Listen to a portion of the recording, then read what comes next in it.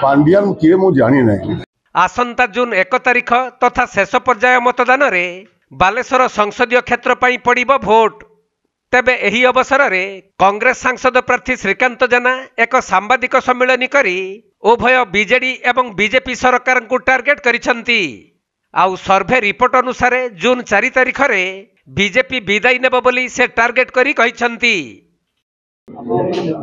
विकास BJD 25 वर्ष मोदी 10 वर्ष रे बालेश्वर रे कौन कार्य करा जाई नाही। जो कार्य यूपीए गवर्नमेंट समय करा जाइथिला से काम को आगो को केमती नियाजिबो ए ऊपर चर्चा। मुझे मागी जमी 50 एकर की 100 एकर दियो गोटे मेगा स्केल स्पोर्ट्स कॉम्प्लेक्स करिया पाए जमी मिलना नहीं। एवं बालेश्वर सबुठ कलिंग स्टेडियम और बारबाटी स्टेडियम छाड़ला परे एटी प्रॉपर स्टेडियम टा नहीं गोटे स्पोर्ट्स कॉम्प्लेक्स नहीं। समान कथा मते बीजेपी कहउछि कौन सेंट्रल गवर्नमेंट जो प्रोजेक्ट आसुछि कौन प्रोजेक्ट आसी गोटे प्रोजेक्ट ना कोन लिसन में सेंट्रल गवर्नमेंट रा प्रोजेक्ट कोउटा आपन जोड़ा सेक्शन कहउछि अरे कोनटा कहउछन्ती कोन ना आई विल आंसर इट उतार उत्तर देबी।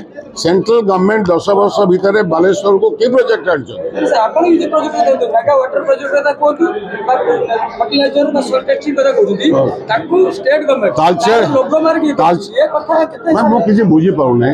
आपन मते देखै दिउ तो आसे बीजेपी वाला को तांग ऑफिस के भी चलो जीवा बालेश्वर कोठी तुम 10 वर्ष भीतर को काम करछ देखो मु चला मो संग चलो मु देखै देबी कथा कहवा अलगा कथा काम कोठी करछ देखो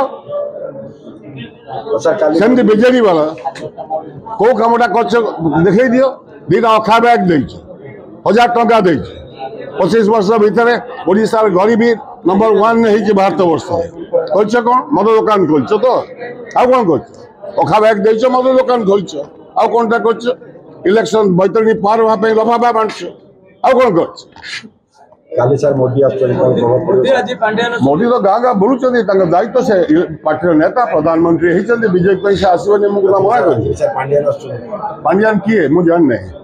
पॉलिटिकल पार्टी यदि कॉमन प्लेटफॉर्म को इलेक्शन कमिशन जदि ऑर्गेनाइज करता जोटा को आम इलेक्शन रिफॉर्म रे कहिछु जे इलेक्शन कमिशन टाइमिंग दब गोटे मंच तैयारी कर से मंच उपर सब political party major political party candidate माने को इनवाइट करी एवं तमें कौन कर कौन कर आगु कह पांडियान किए मु जानी नहीं।